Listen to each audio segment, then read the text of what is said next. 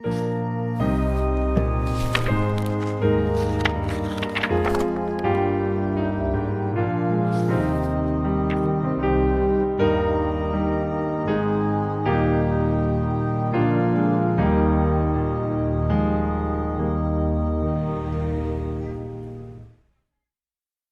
que, mis hermanos, hoy tenemos ante nosotros Génesis 18, versículos del 1 al 15, de la serie que tenemos en el libro de Génesis, desde esta segunda vez, o la segunda parte de la serie en Génesis, desde que estamos viendo la vida de Abraham.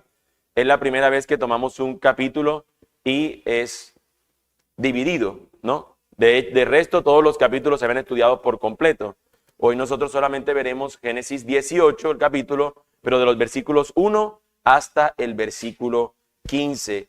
Mis hermanos, solamente leeré el versículo inicial y oraremos a nuestro Dios para que nos ayude en la predicación y en la exposición de su palabra, y en que nosotros podamos buscar que éste sea aplicado a nuestras vidas. Y el Señor se le apareció a Abraham en el encinar de Mamre, mientras él estaba sentado a la puerta de la tienda en el calor del día. Bendito Dios, tú eres bueno y para siempre es tu misericordia. Señor, nuestras vidas, Señor, nuestras vidas sin ti no son nada. Nuestras vidas, Señor, sin ti carecen de total sentido.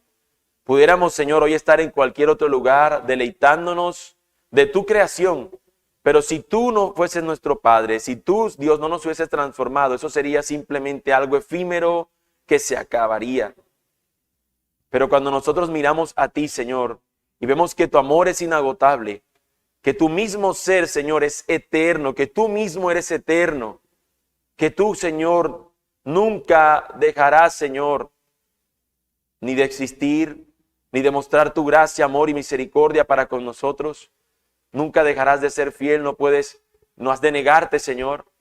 Cuando nosotros vemos, Señor, que quizás un día nos vamos de vacaciones y estas pudieran agotarse, acabarse un día, y quizás hasta sentirnos un tanto triste, Señor, ¿cuándo nosotros pudiéramos aburrirnos de ti? ¿Cuándo pudiéramos nosotros decir, me basta Dios y ya no quiero saber más nada de Él? ¿Cuándo pudiéramos nosotros realmente expresar eso con total sinceridad? Señor, nosotros jamás podríamos cansarnos, porque aquel que te conoce, Señor, puede ver en ti la riqueza total y plena, Señor. La plenitud de la vida se encuentra en ti. Nosotros hemos sido salvados y hoy podemos decir que estamos vivos porque tú nos has traído, Señor, a esta vida. Antes estábamos muertos y nos deleitábamos en nuestro pecado, en nuestros delitos, en nuestra concupiscencia. Dábamos rienda suelta a nuestra naturaleza carnal. Pero ahora, Señor, entendemos por tu gracia lo que somos en Cristo y a lo que somos llamados a ser. Por eso, Señor, si aún en este momento, Dios, alguno de mis hermanos aún no ha rendido su vida a ti y no te ha implorado, Señor, por el perdón de sus pecados, Señor, en estos momentos oramos rogándote, Dios, perdona nuestros pecados.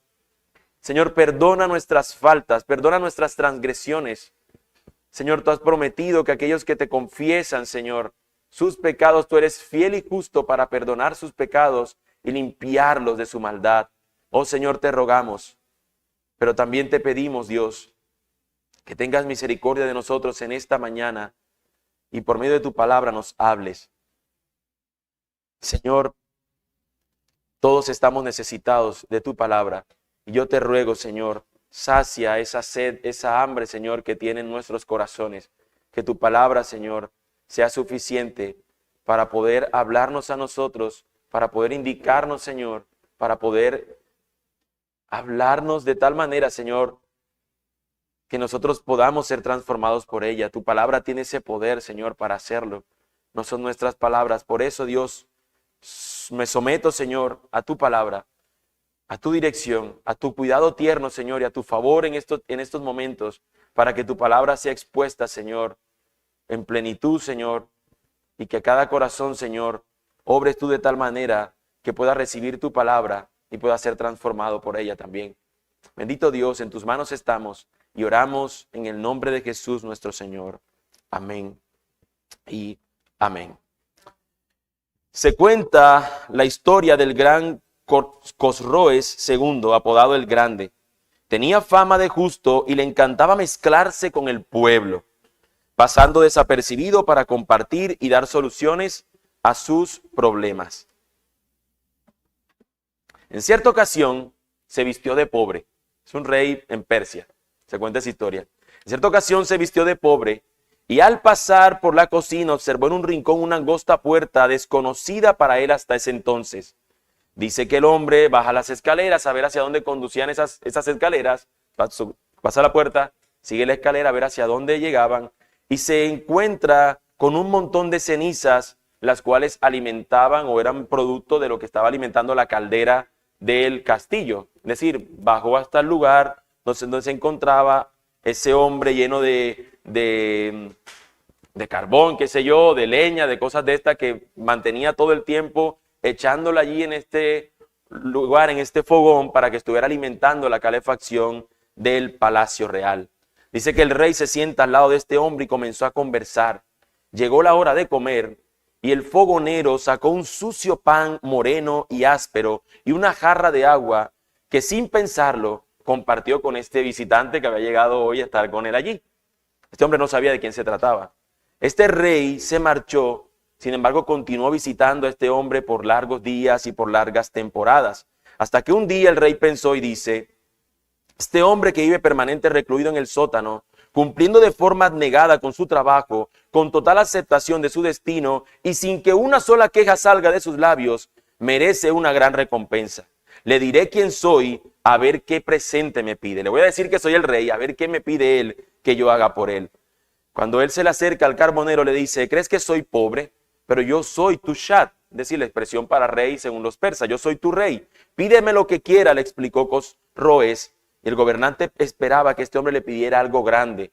Pero el hombre se quedó quieto, pasmado, inmóvil, petrificado. Y lo miró con amor y con asombro. Entonces el rey le pone la mano sobre su hombro y le dice: no me has escuchado lo que te estoy diciendo, yo soy el rey. Pídeme lo que quiera, te puedo hacer rico, te puedo hacer un hombre importante, puedo hacer de ti un noble, puedo hacer de ti cualquier cosa. Y el hombre amablemente le responde: sí, mi señor, lo entiendo. Entiendo que eres un rey, que gobiernas gran parte de la tierra, que tus ejércitos son poderosos y mandas sobre cientos de miles de personas. Puedes haber salido de tu palacio y de tu gloria para sentarte conmigo en este cuartucho lóbrego, comer mi tosca comida y preocuparte por si estoy feliz o apenado. Ni tú mismo te has dado cuenta que lo que me has dado es lo más valioso. Porque hacer un hombre rico con tu posesión lo podrías hacer con cualquier persona, pero compartir cada noche conmigo y tener esta relación de amistad no lo tiene ningún otro. A otros les puedes otorgar ricos presentes, pero a mí me has dado a ti mismo. Lo único que te puedo pedir es que nunca me quites este regalo de tu amistad y de tu amor. No necesito otra cosa. Es una historia interesante. Es una historia que se cuenta que es una adaptación de una leyenda persa, así que dicen que es real en cuanto a este rey. Sin embargo, mis hermanos, en nuestro texto, que es la palabra viva del Señor, encontramos una visita por parte del Señor a la vida de Abraham. Y algo similar ocurre. Y yo sé, mis hermanos, que mientras yo contaba esta anécdota, ustedes esperaban, al igual que cualquier deseo de nosotros, ¿qué le va a pedir al rey? Yo le pediría esto y yo le pediría lo otro. Pero ninguno se imaginó que ya era valioso lo que ya el rey le había dado. Y muchas veces al acercarnos al Señor, pensamos exactamente lo mismo. ¿Qué me vas a dar, Señor? Soy el hijo tuyo, tú eres el rey del universo. Cuando el solo hecho de que Él haya descendido y que se haya encarnado entre nosotros, habitado entre nosotros y nos haya dado su misma presencia, el Espíritu Santo entre nosotros, en nosotros, sería algo para nosotros estar inmensamente agradecidos. En nuestra historia, mis hermanos, en nuestro texto de hoy, se nos dice que el Señor se le apareció a Abraham en el encinar de Manre mientras él estaba sentado a la puerta de la tienda en el calor del día. Nosotros debemos recordar de dónde venimos. Debemos recordar que Abraham es un hombre que se encontraba muy plácidamente en un lugar particular, en un lugar en medio de Ur de los Caldeos. De allí sale con su familia, se va a un lugar en Aram, dice la Escritura, y en ese lugar el Señor le llama y lo saca de ese lugar, de su tierra, de su parentela, a una tierra que el Señor le había de mostrar.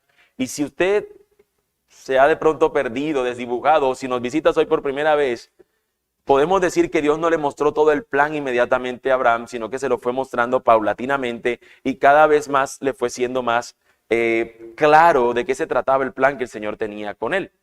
Nosotros vimos hasta apenas el capítulo anterior que el plan que el Señor tenía con él, que es un pacto, que es confirmado y que tiene una señal a través de la circuncisión, incluye un hijo. Y Abraham pudo decir, pero ya tengo un hijo, Ismael. Dios le dice que ese no es el hijo, que será el hijo de la promesa, sino que será un hijo que él tendrá con Sarai en ese momento, su esposa, al que Dios le cambia el nombre por Sara, al igual que Abraham, quien es cambiado el nombre por Abraham.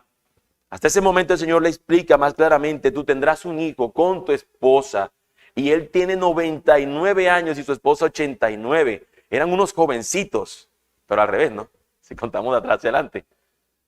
Eran unos ancianos, ya no había posibilidad, humanamente hablando, de que ellos pudieran concebir un hijo. Así que ante esta dificultad, él incluso pudiéramos decir que tiene una especie de duda, no comprende lo que se le está pasando, ríe, pero el Señor le dice que va a tener ese hijo. Y nos damos cuenta quizás que esta risa de él fue distinta a la risa que vamos a encontrar en su esposa, que en el texto de hoy la encontramos. Mis hermanos, nosotros vemos a un hombre como Abraham, al cual el Señor le dice lo que va a suceder, lo cual él confía y cree, pero en ocasión anterior lo mismo el Señor le dijo cuando le dijo, tendré un hijo por medio de ti, a través de tu simiente.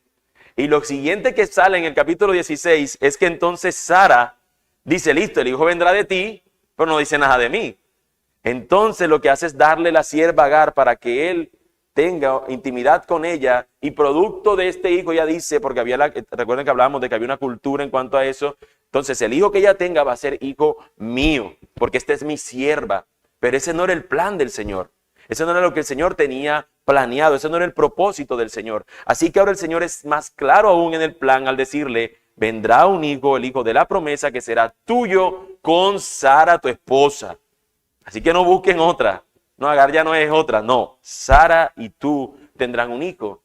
Pero entonces, mis hermanos, podría pasar que si esta mujer creyera en el Señor o no creyera, estaría una duda razonable o no, pudiera ser que sí, valdría la duda de decir ella, pero sí será, pero si yo soy anciana.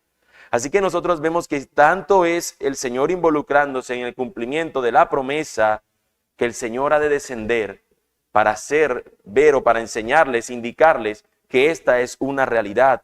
Hasta el momento, hasta nuestro texto, hasta el día de hoy, el Señor nunca ha involucrado a Sara en una conversación con él, donde él esté hablando. Lo vimos incluso que habló con Agar en el capítulo 16, pero Sara simplemente ha aparecido como la esposa de Abraham y de otra manera no ha aparecido. Así que mis hermanos, nosotros nos vamos a encontrar en este texto, como bien tiene nuestro título del sermón de hoy, la visita del Señor. Hay una visita del Señor a esta familia y esta enseñanza o este sermón, yo quisiera que lo viéramos teniendo en cuenta tres encabezados, nuestros tres puntos que son algo ya entre nosotros común, ¿no? Así que nuestro primer encabezado lo veremos de los versículos 1 al versículo 5 y es que la visita del Señor es una visita inesperada. Una visita inesperada del versículo 1 al 5. Del versículo 6 al 8 es una visita atendida o la visita del Señor es una visita atendida. Y por último, nuestro tercer encabezado de los versículos 9 al 15 es que esta visita es una visita con propósito. Una visita inesperada, una visita atendida, una visita con propósito. Abraham se encuentra, mis hermanos, en el encinar de Mamre. Si usted quita el encinar de Mamre allí, de nuestro texto, donde lo hemos cortado, por decirlo de una manera, hasta el versículo 15, realmente no le agrega mucho, no le agrega mayor contenido a la historia, si solamente tomáramos el texto allí.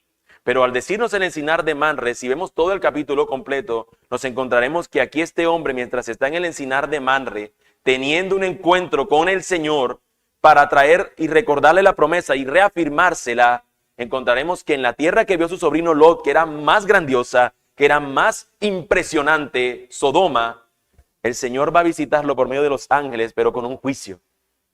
Y por eso es interesante esta distinción de dónde se encuentra Abraham y dónde se encontrará en el siguiente capítulo, que es parte de nuestro sermón de la semana entrante, dónde se encuentra Lot. Lot se dejó impresionar por todo lo que vio en el mundo. No obstante, Abraham sabía que lo importante era que él estuviera con Dios. Dios le dijo, vete de tu tierra, de tu parentela, la tierra que yo te mostraré. Lo importante era ir con el Señor, no importaba dónde.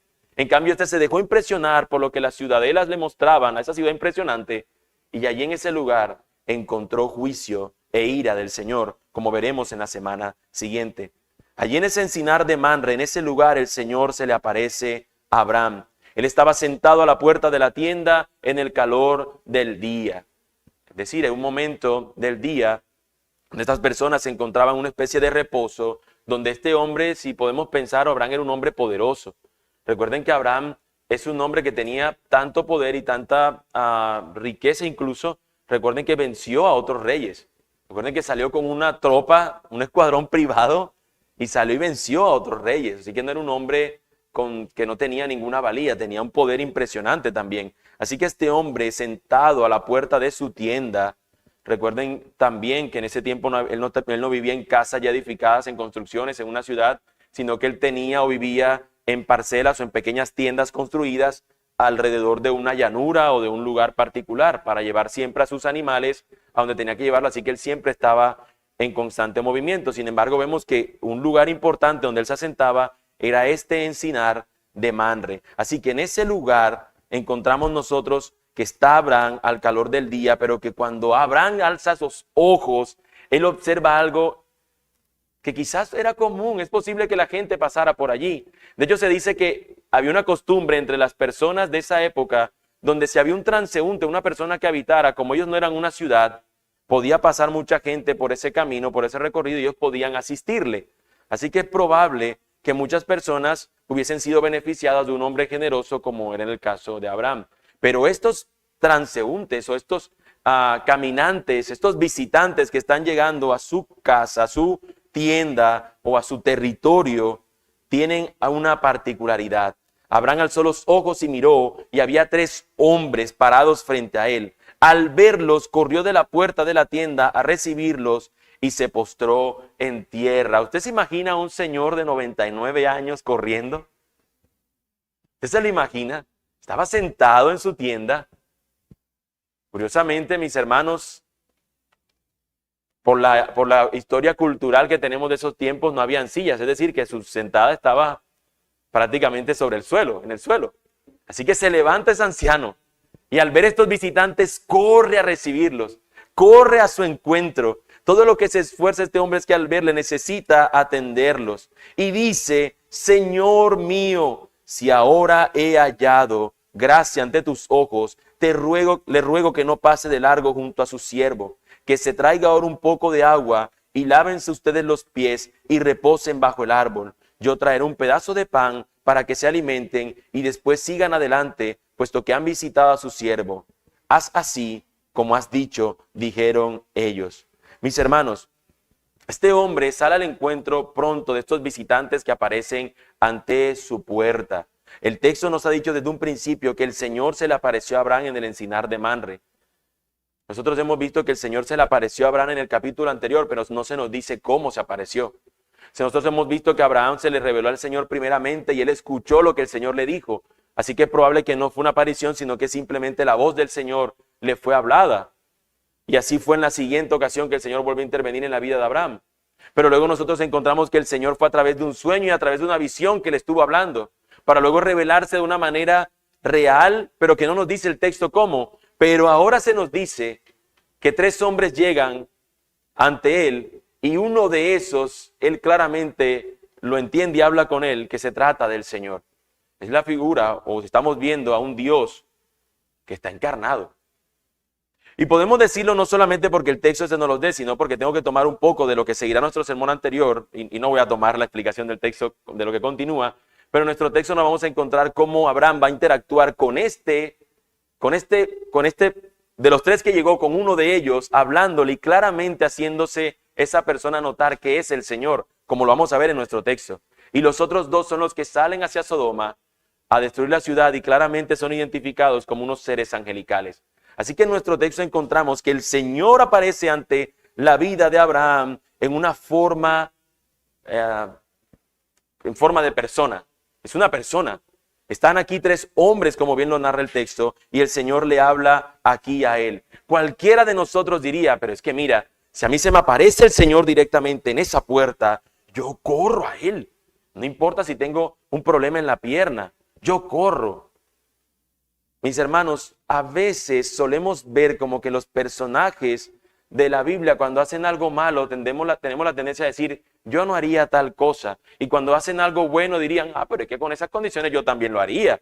Siempre nos queda fácil. De hecho, nunca nos vemos nosotros siendo la multitud diciéndole, crucifíquenlo. Y nosotros si estuviéramos allí, estaríamos diciendo, crucifíquenlo y haríamos hasta una pancarta.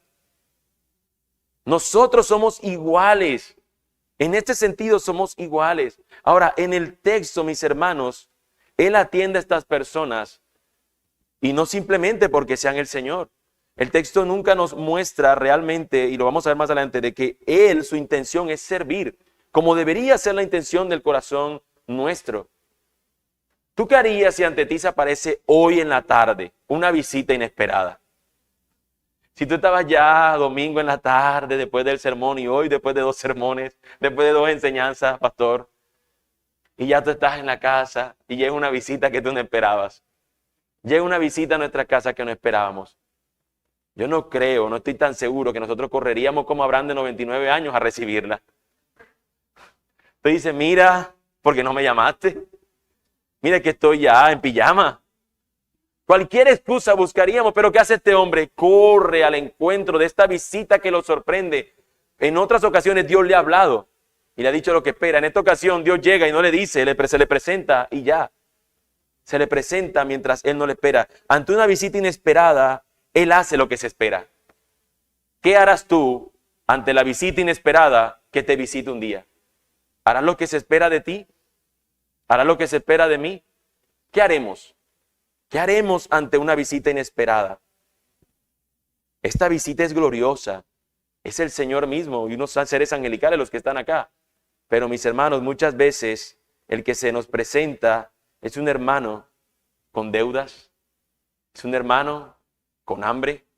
Es un hermano en una situación donde lo que quiere es hablar con alguien en el tiempo que sea ilimitado. ¿Qué haremos nosotros, mis hermanos? ¿Correremos a aquel que está en necesidad? ¿O simplemente nosotros nos quedaremos sentados en la puerta de nuestra casa al calor del día e ignoraremos la necesidad que pudiera estar ante nosotros?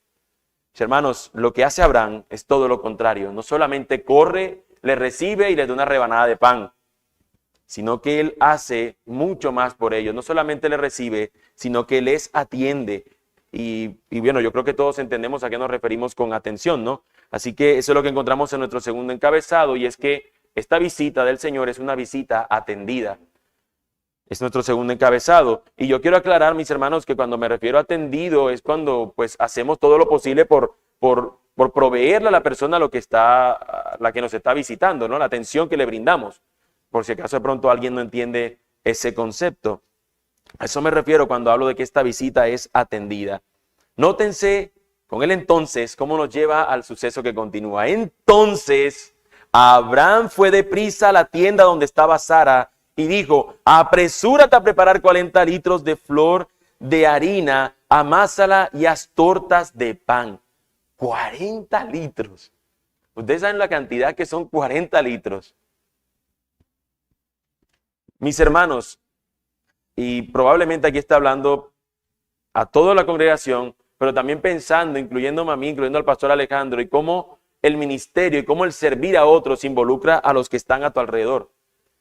Cómo simplemente el hecho de recibir a estas personas y dejarlos bajo la sombra, que estén esperando, es como, lo que hizo Abraham es como si él tuviera una casa grande donde tuviera una antesala y le dice, quédense aquí en la antesala o en la terraza, cómanse esta entradita y ya voy a prepararles una comida, un plato fuerte. Eso es lo que él hizo básicamente. Nos puso en un lugar donde pudieran estar tranquilos, reposados, lávense los pies.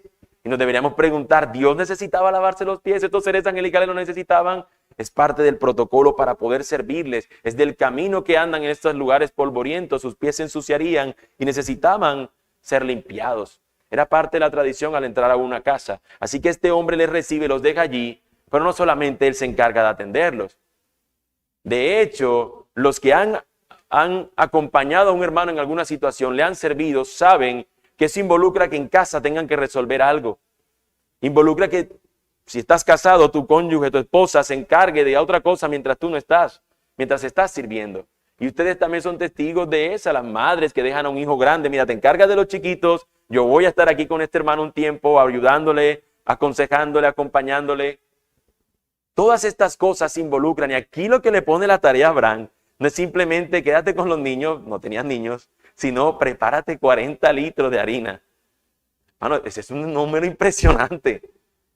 Yo no sé qué ponchera cabría esa cantidad de harina para amasarla. Y suena muy extraño. Es una cantidad impresionante. Así que esta mujer allí toma las 40 litros de flor de harina y las empieza a amasar para hacer tortas de pan. Cualquiera podría decir, no tenía tantos siervos Abraham que lo prepararan, pero es que esta visita involucra a la familia. Esta visita involucra la participación de la familia. Dice que corrió también Abraham a la vacada y tomó un becerro tierno y de los mejores y se lo dio al criado que se apresuró a prepararlo.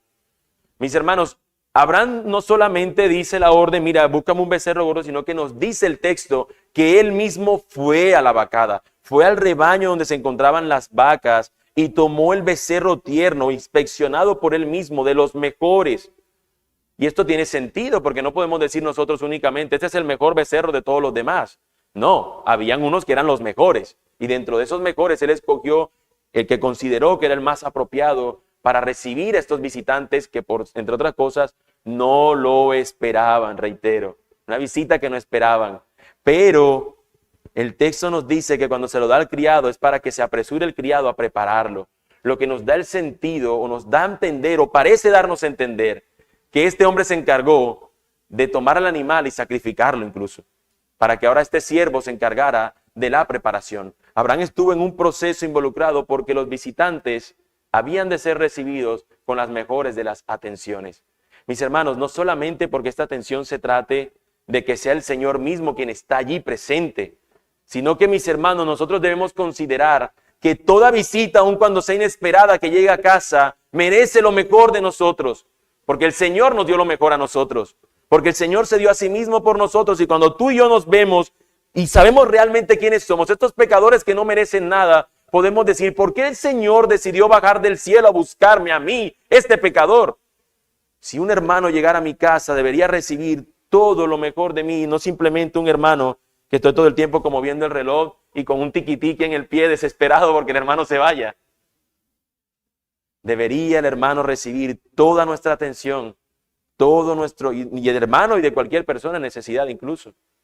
Mis hermanos, cuando vemos nosotros Hebreos 13, se nos hace un énfasis en este asunto. De hecho, la mayoría de los comentaristas tienden a unir Hebreos 13:2 con este pasaje aquí de Abraham. Hebreos 13:2 nos dice, y quiero leer desde el versículo 1 porque es importante cómo empieza la construcción del capítulo 13 de Hebreos. Se nos dice, permanezca el amor fraternal. Es allí una orden, ¿no? Permanezca en ustedes el amor fraternal, el amor de los unos por los otros. ¿Qué es lo primero después de decir esa orden que dice el autor de la carta a los Hebreos como lo que debemos hacer? Dice, no se olviden de mostrar hospitalidad, de ser hospedadores, no se olviden de eso, porque por ella algunos, sin saberlo, hospedaron ángeles. Hospedaron ángeles. Y ya voy al versículo 3. Mis hermanos, nuestro texto nos invita no a que pensemos que cada vez que llega alguien a la casa le miramos como la carita a ver si parece un ángel. Yo me llamo Ángel, ¿no? Nada más es lo que tengo de ángel.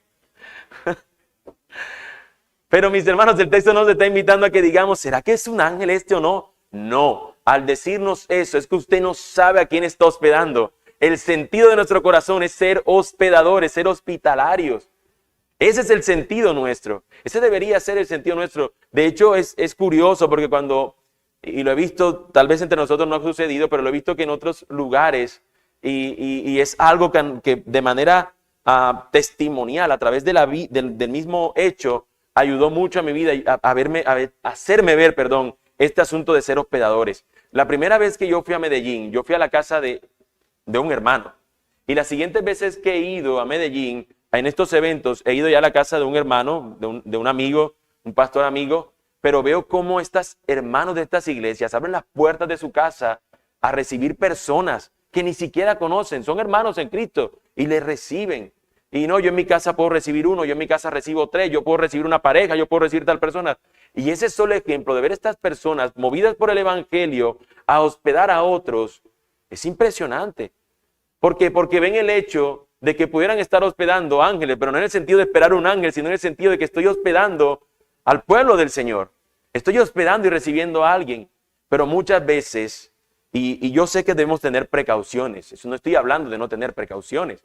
Sí, hay que tener precauciones, pero a veces ponemos las precauciones por encima de lo que se nos pide que hagamos. Entonces lo que pensamos es, y si el hermano no lo conozco, no sé cuáles son sus hábitos, no sé qué desayuna, me va a molestar a mí, yo aquí hago todos los días tal cosa con tal cosa, él viene con otros hábitos. Siempre ponemos todas las cosas que pudieran imposibilitar de que ese hermano pudiera llegar a casa.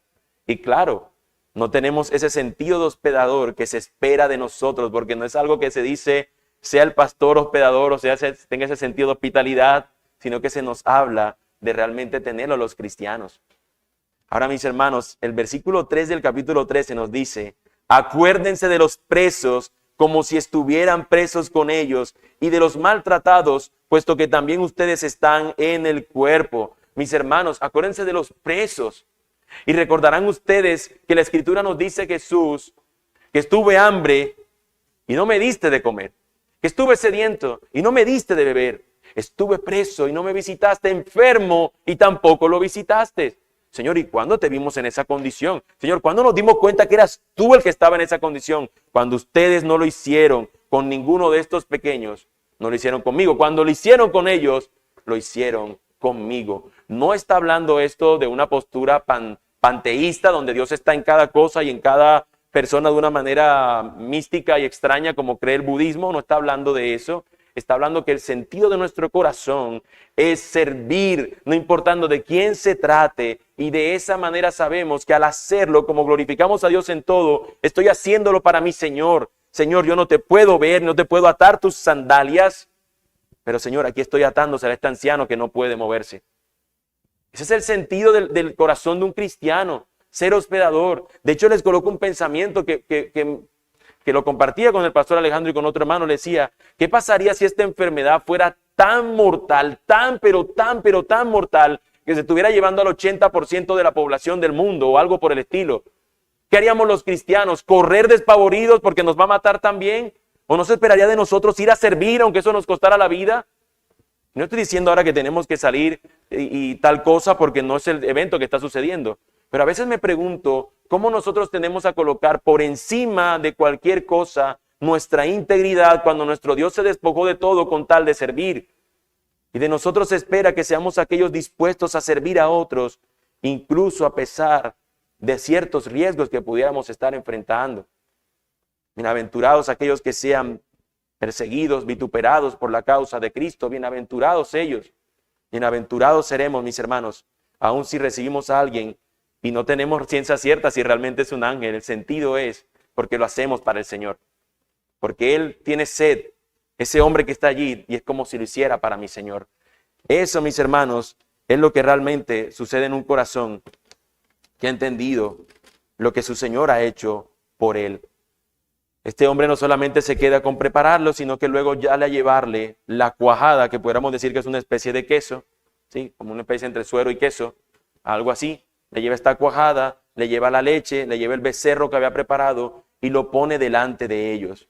Mis hermanos, Abraham estaba en una tierra muy próspera. Abraham estaba en una tierra que producía cosas que hacía que sus animales estuvieran bien y que él estuviera también bien. El Señor le había conducido a eso. Y es el contraste con lo que vamos a ver en el resto del capítulo, donde este hombre se encontraba en esta ciudad impresionante, que a pesar de tenerlo todo humanamente hablando, tecnológicamente hablando para la época, realmente era un pueblo que era contrario al Señor. Aquí este hombre, allí en ese lugar, contaba con el favor del Señor. Abraham se quedó de pie junto a ellos bajo el árbol. Allí se quedó Abraham de pie. Abraham no comió. Abraham atendió a su visita y se quedó al lado de ellos a la espera de seguir sirviéndole, a la espera de seguir atendiéndolos, asombrados por la presencia de ellos y dispuesto a decir, como diciendo, ¿qué más necesitan? ¿Qué más se les ofrece? ¿Qué más quieren? Y eso nos lleva, mis hermanos, a nuestro tercer encabezado. ¿Por qué esas personas estaban allí? Bueno, nuestro tercer encabezado nos muestra que esta visita era una visita con propósito. Entonces ellos le dijeron, ¿dónde está Sara, tu mujer? Allí en la tienda, le respondió. Y uno de ellos les dijo, ciertamente volveré a ti por este tiempo, el año próximo, y Sara, tu mujer, tendrá un hijo. Y Sara estaba escuchando a la puerta de la tienda que estaba detrás de él, perdón. Eso nada más pasa en este capítulo, ¿cierto? Una persona escuchando una conversación detrás de la puerta, eso nada más pasa aquí. Eso no pasa, o en las novelas de pronto. Pero eso no pasa en la vida real. Nadie escucha las conversaciones que está teniendo otro detrás de una puerta. O meterse en el chat ajeno, ¿no? ¿Qué está pasando en WhatsApp? ¿Quién le escribió en WhatsApp? Eso solamente pasa aquí. Mis hermanos, Sara se encuentra escuchando, pero noten y no perdamos de vista que quien está hablando es el Señor. Porque en ningún momento se nos dice en el texto que Él le dijo, y es posible que le haya dicho, pero en ningún momento se nos dice. Él simplemente pregunta por Sara, porque Él sabe el nombre de Sara. Cualquiera diría, bueno, se lo dijo. Ok, vamos a ver más adelante algo que nos va a dar un indicio de que realmente es una cosa que solamente el Señor puede saber. Y aquí está el Señor en el presente ante estas personas. Allí en la tienda le respondió y le dijo, ciertamente volveré a ti por este tiempo, el año próximo, y Sara, tu mujer, tendrá un hijo. Y Sara estaba escuchando a la puerta de la tienda que estaba detrás de él, mis hermanos. El Señor sabía que Sara escuchaba detrás de las puertas. El Señor sabía que ella iba a estar allí escuchando detrás de la puerta. El Señor estaba comiendo allí en ese lugar porque era necesario que ella escuchara la conversación. Realmente, mis hermanos, el propósito del Señor y en su intención de cumplir la promesa involucra que Sara sepa que Él va a obrar de esa manera. En anterior ocasión, nosotros vemos cómo Abraham le creyó al Señor, sabía que iba a tener un hijo y se dejó influenciar por esta fantasía que la esposa le presentó ante él. Mira, a través de este método es que nosotros vamos a tener el hijo que Dios ha prometido. Y eso fue simplemente una fantasía, no fue algo real. Aunque salió un hijo real de esa relación, no era el hijo que Dios le había prometido. El hijo que Dios le había prometido involucraba una imposibilidad. Era necesaria esa imposibilidad con la cual ellos se encontraban. Sara, tu mujer, tendrá un hijo. Y nos dice el versículo 11, ¿por qué esto se convierte en algo muy difícil? Abraham y Sara eran ancianos entrados en años y a Sara le había cesado ya la costumbre de las mujeres. Cuando Abraham tuvo a su hijo Ismael, él tenía 85 años, que también era anciano, pero lo tuvo a los 85, o sea que nos muestra que anciano él pudo tener un hijo con una mujer más joven. Pero aquí se nos hace énfasis en que él era anciano, en que ella era anciano y que ella no podía ya tener hijos porque ya había perdido la costumbre de las mujeres, es decir, ya no estaba ovulando, ya había tenido la menopausia y ya no podía poder concebir hijos naturalmente. Esa es la imposibilidad que nos muestra el texto, mis hermanos. Esta es la imposibilidad que vemos, que esta mujer no va a poder tener hijos, pero lo que continúa diciéndonos el texto es lo que realmente va a traer el consuelo y la realidad y el propósito poderoso de este pasaje. El Señor le dijo a Abraham, ¿por qué se rió Sara diciendo, concebiré en verdad siendo yo tan vieja? ¿Quién puede saber lo que piensa una persona y se está detrás de una puerta si se está riendo? ¿Quién puede saberlo? ¿Quién es el único que puede saber lo que nuestros pensamientos están pensando, valga la redundancia? ¿Quién es el único que puede conocer las intenciones de nuestro corazón sino el Señor? Así que ella está del otro lado de la puerta, se rió para sus adentros, no lo olviden. El texto nos dice claramente que ella no se rió a carcajadas, nadie escuchó su risa. Dice el texto claramente que Sara se rió para sí misma. Y cuando ella se ríe, el Señor le hace ver, dice, Sara se rió para sus adentros diciendo, ¿tendré placer después de haber envejecido siendo también viejo mi Señor? En su duda y en su risa involucra una incredulidad. Y esta incredulidad es la que el Señor le exhorta a ella a que no la tenga. Contrario a Abraham, nosotros vemos que Abraham lo que dice es que cuando el Señor le dice, él se ríe y dijo en su corazón, a hombre de 100 años le nacerá un hijo y Sara que tiene 90 años concebirá. Es una pregunta que tiene sentido, porque este hombre se está diciendo como que yo ya tengo 100 años prácticamente, perdón, Ella tiene 90 años ya prácticamente. A nosotros de ancianos nos concebirá un hijo. Es increíble. Señor, es Ismael. No, no es Ismael. Pero en el caso de esta mujer, lo que encontramos es que nos habla y nos dice: ¿tendré placer después de haber envejecido siendo también viejo, mi Señor? En su risa, lo que está mostrándonos es una incredulidad que el Señor mismo se va a encargar de exhortar. El Señor le dijo a Abraham: ¿por qué se ríe Sara diciendo concebiré en verdad siendo yo tan vieja? Y he aquí la declaración que nos hace ver el propósito del Señor al visitarlo. Todo lo que ha ocurrido, incluso la comida, incluso a Sara detrás de la puerta escuchando, incluso todo el suceso de Abraham correr hacia ellos, todo lo que ha pasado hasta ahora es para esta declaración. Mis hermanos, es el clímax, pudiéramos llamar, de nuestra historia. ¿Hay algo demasiado difícil para el Señor? ¿Qué pudiéramos nosotros considerar que es difícil? Hace una semana nosotros, o bueno, en el caso personal particularmente hablaba en Santiago de que hay ciertas cosas que nos muestran las Escrituras que son imposibles para el Señor, pero en el sentido de su propio carácter. Dios no puede pecar, Dios no puede mentir, todo lo que tiene que ver en contra de su carácter. Pero como una declaración poderosa, que fue lo que concluimos en esa noche de estudio, como una declaración, estas son las declaraciones que tienen ese sentido, que nos muestran a nuestro Dios todopoderoso. Nada hay difícil para el Señor.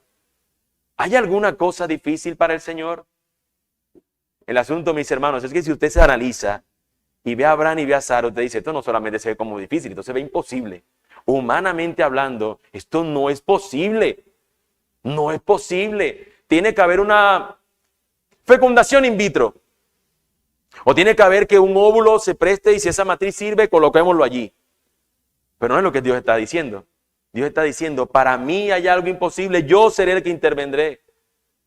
Mis hermanos, es a través de la imposibilidad que Dios mostrará que realmente ese fruto o ese producto de esta intimidad fue solamente posible por parte de Dios. A través de la imposibilidad es que Dios muestra que es la promesa que Él ha dado. De otra manera pudiéramos decir: un hijo normal como cualquier otro. Pero es a través de esto que el Señor mostrará que Él estuvo involucrado y que Él estaba determinado a cumplir su promesa.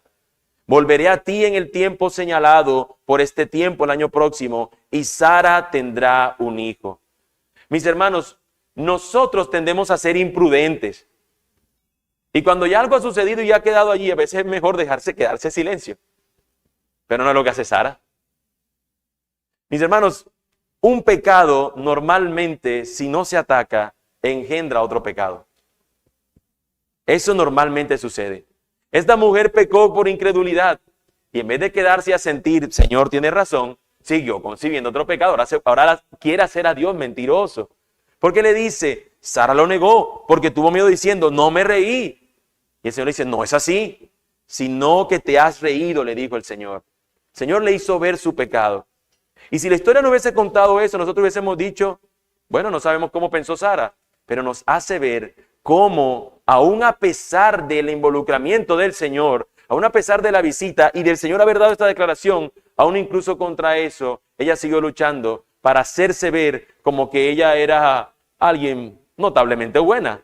Sí, como que yo no peco, como que yo no hice eso para quedar bien. Pero el Señor le hace ver que sí fue así. Ahora, no sé si a usted le pase como a mí, pero yo soy una persona que tiende a ser muy imaginativa. Y yo me imagino que ella estaba detrás de la puerta escuchando y cuando dijeron que ella se había reído y que la culparon, salió de la puerta. No, yo no me he reído.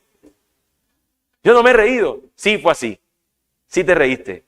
El texto va a continuar diciéndonos que entonces se levantaron de la mesa y se fueron a hablar algo en particular que será parte de nuestro sermón de la siguiente semana. Pero mis hermanos, lo que nosotros encontramos en nuestro texto es algo que enriquece nuestra vida de una manera tan impresionante, porque nosotros tendemos a pensar con que todas nuestras vidas giran en pensar un momento así. Yo estoy en una condición donde necesito que el Señor haga nacer algo en mi vida. Algo nuevo el Señor quiero que haga. Y necesito, Señor, que vengas ahora y desciendas. Visites mi casa hoy. Mis hermanos, nosotros tenemos que recordarnos que la visita más gloriosa que el Señor ha hecho, la encontramos en Juan cuando se nos dice en el primer capítulo que el Señor Jesús se hizo hombre y habitó entre nosotros y vimos su gloria como la del unigénito del Padre. Nosotros también vimos cómo este Jesús se alimentó, cómo este Jesús anduvo en este mundo, sus sandalias se ensuciaron con tal de caminar la vida recta que tú y yo teníamos que vivir. Y que aún con todo y eso, aún cuando sus pies estuvieron polvorientos, su vida fue una vida recta. Y en el caso mío, mis pies y mi vida es polvorienta. Y a menos que el Señor llegue y me limpie, yo seguiré estando sucio por siempre. El Señor tuvo que venir para limpiar a estos sucios, como tú y como yo. Mis hermanos, aquí el Señor comió junto con Abraham.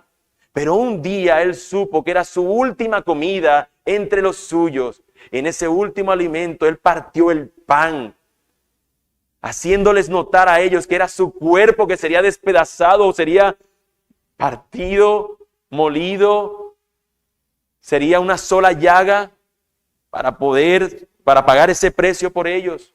Y que así como ese vino que bebió en esa ocasión sería la sangre de Él vertida para el perdón de los pecados de estos discípulos que merecían ellos ese castigo, al igual que tú y que yo. Mis hermanos, además de eso, podemos encontrar nosotros a nuestro Señor, quien nos hizo nacer de nuevo cuando nosotros estábamos muertos en delitos y pecados. Sería un lamento y una tristeza si solamente vemos este texto como si se tratara de yo querer que nazca algo nuevo de este problema en el que estoy. Cuando nosotros deberíamos ver que el Señor lo que hizo nacer en nosotros fue a nosotros mismos, que estábamos muertos. No era solamente como Sara y como Abraham, que eran viejos que no podían tener un hijo. Es que en el caso nuestro estábamos muertos y el Señor nos hizo nacer de nuevo. Estábamos muertos en delitos y pecados y ahora estamos vivos a través de la obra de Cristo por su gracia. Nosotros, mis hermanos, podemos ver que realmente esta historia de la promesa nos muestra que va a haber un hijo real llamado Isaac que tendrá esta pareja. Pero nosotros podemos ver cómo a través de la historia a una mujer también se le habló de la misma manera. Encontramos en Lucas 1 cómo a María, la madre del Señor, la Virgen María, se le aparece en una ocasión un ángel y le dice cosas y ella responde de una manera similar, no igual, porque ella no se ríe. Ella responde de una manera similar a ella en un sentido, porque ella hay una duda que expresa: ¿cómo podré yo tener un hijo si yo no tengo marido, si yo no tengo esposo? No he conocido varones, como dice el texto. Aquí esta mujer dice: ¿cómo podría yo tener un hijo si ya yo no tengo ya el placer, ya yo no tengo la edad y mi esposo también es un anciano? Hay una imposibilidad, pero en ambas imposibilidades Dios muestra que Él es el Dios que está dispuesto a hacer posible este nacimiento, porque Él ha prometido desde Génesis 3:15 que vendrá el hijo de una mujer que cambiará la historia en el sentido de que aplastará a la serpiente y con esto a la muerte y al pecado mismo. Es necesario que venga un hijo de una simiente, que venga una simiente de una mujer, que venga una simiente para que pueda cambiar la vida de estos seres que están ahora mismo en enemistad contra el Señor. Y aquí vemos esta imposibilidad. Y la veremos más adelante con Cristo. Y en ambos terminó naciendo el Señor. Y en ambos capítulos encontramos una declaración similar. En el capítulo 1 de Lucas se nos dice que para Dios no hay nada imposible. ¿Qué cosa hay imposible para Dios? Cuando había una imposibilidad, mis hermanos, cuando tú y yo nos veíamos y si recordamos cómo eran nuestras vidas antes de Cristo, podemos decir: no había chance de que yo fuera escogido por el Señor por mis obras. Él tenía que hacer que yo naciera de nuevo. Yo no iba a producir un nuevo nacimiento nunca. Él tenía que cobrar eso en mi corazón. Y yo te pregunto, hermano, ¿acaso eso no es el motivo suficiente para estar agradecido hoy con tu Señor?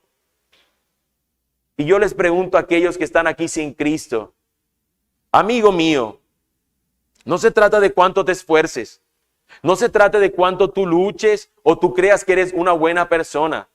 No se trata incluso si crees que no te ríes cuando realmente te pudieras estar burlando del Señor. No se trata solamente de que tú te consideres una persona buena. Se trata de que el Señor obre en ti un nuevo nacimiento. Se trata de que el Señor convierta tu corazón. Y la Biblia nos habla claramente que a menos que tú creas y te arrepientas, es la única manera como eso sucederá. El Señor debe intervenir en tu vida. Y hoy puede ser el día de tu salvación. El Señor un día se presentó a nuestras vidas y nos transformó. Y Él puede hacer lo mismo por ti hoy. Ve en arrepentimiento y fe al Señor. Órale al Señor y cree de todo corazón que Él es el Señor, que Él es poderoso para salvar. Arrepiéntete de tus caminos y ve al Señor.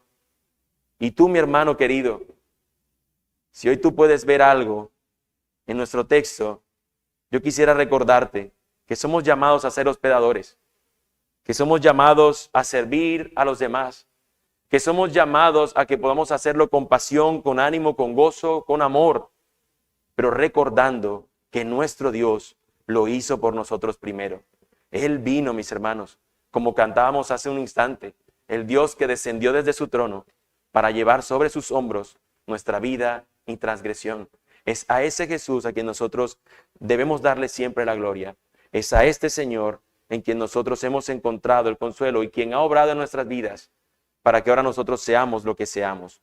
Seamos siempre agradecidos de lo que el Señor ya hizo, recordando siempre que Él obró en nosotros este nuevo nacimiento.